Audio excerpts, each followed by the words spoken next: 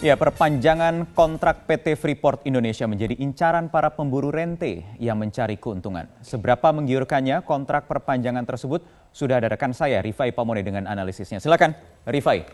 Wahyu, PT Freeport Indonesia menjadi salah satu perusahaan penanaman modal asing yang memberi pemasukan atau devisa terbesar di Indonesia. Namun sejumlah permasalahan yang kompleks turut menyertai keberadaan Freeport Indonesia selama puluhan tahun mengeksplorasi mineral termasuk tembaga dan juga emas di tanah Papua. Kini yang mengemuka adalah proses perpanjangan kontrak pertambangan antara Freeport dan pemerintah Indonesia menjadi sorotan.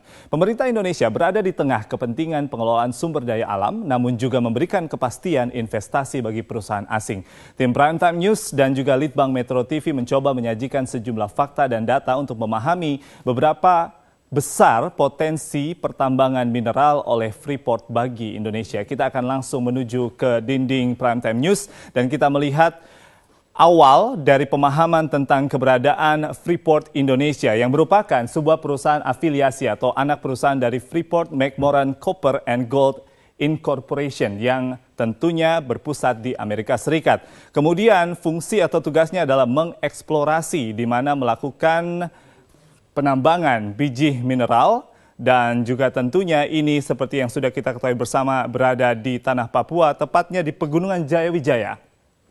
Ada dua lokasi besar yang menjadi titik dari eksplorasi tambang tembaga, yaitu di Itzberg dan juga di Grasberg yang tepatnya lagi berada di Kabupaten Mimika, Provinsi Papua. Lalu kita akan melihat salah satu hal yang kemudian mengemuka saat ini terkait dengan perpanjangan karya atau kontrak karya Freeport Indonesia. Kita akan mulai dari sejarahnya sedikit bahwa penemuan Gunung Itzberg ini terjadi pada tahun 1936 oleh seorang geologis yang bernama Jacques Dozy yang menyatakan bahwa ada sebuah mineral yang diperkirakan berada di tanah Papua.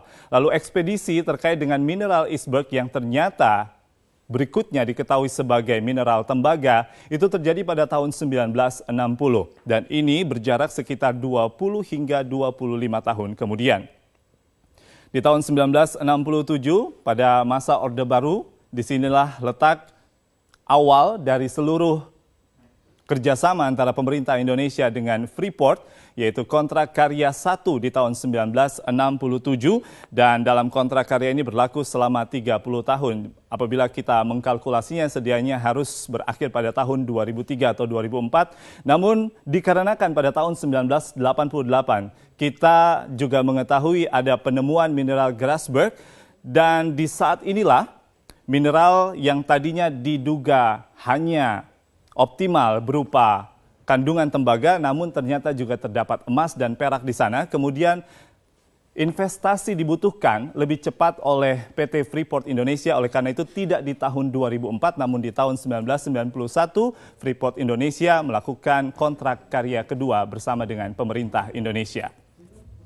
Kita akan lihat juga bahwa setelah tahun 1991, maka ada sebuah upaya untuk perpanjangan kontrak Freeport Indonesia dan ada beberapa indikasi yang menjadi latar belakangnya. Dikarenakan Freeport membutuhkan kepastian usaha dan juga investasi dengan mulai menjajaki kerjasama. Dikarenakan membutuhkan investasi untuk melakukan atau membangun infrastruktur tambang underground atau deep mining zone yang saat ini berjumlah 20 miliar US dollar. Mengapa angka ini begitu besar? Dikarenakan saat ini PT Freeport Indonesia tidak lagi lebih banyak melakukan eksplorasi tembaga, kemudian juga ada emas dan perak di sana di bagian permukaan dari keberadaan Gunung Grasberg. Namun lebih diutamakan untuk melakukan eksplorasi dari dalam Gunung Grasberg yang berada di Pegunungan Jayawijaya, Mimika, Papua.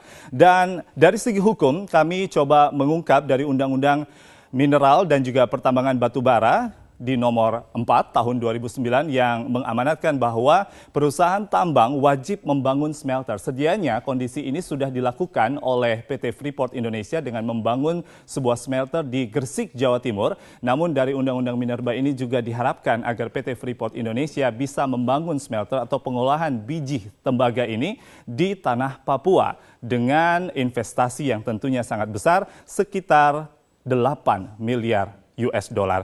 Lalu kemudian dari segi regulasi, ada sebuah kesempatan yang terbuka bagi renegosiasi dari penanaman modal asing, dan ini juga tentunya termasuk dari perusahaan Freeport Indonesia karena termaktub dalam paket kebijakan ekonomi jilid 1. Kita akan lihat informasi terakhir dalam grafis. Di informasi grafis ini kami akan menunjukkan betapa besarnya sumber daya alam yang terdapat di tanah Papua, khususnya dari eksplorasi tembaga oleh PT Freeport Indonesia.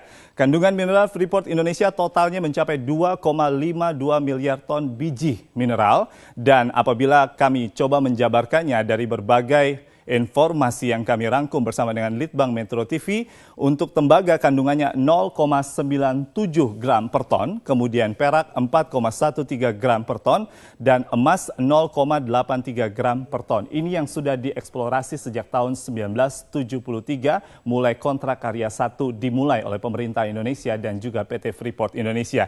Dan kami mendapatkan informasi yang cukup fantastis, bahwasanya dengan mengolah lagi nanti dari underground mining bersama dengan seluruh karyawan dan juga pegawai dari PT Freeport Indonesia di lahan Gunung Grasberg di Pegunungan Jayawijaya, masih tersimpan cadangan mineral khususnya emas 30,9 juta ons.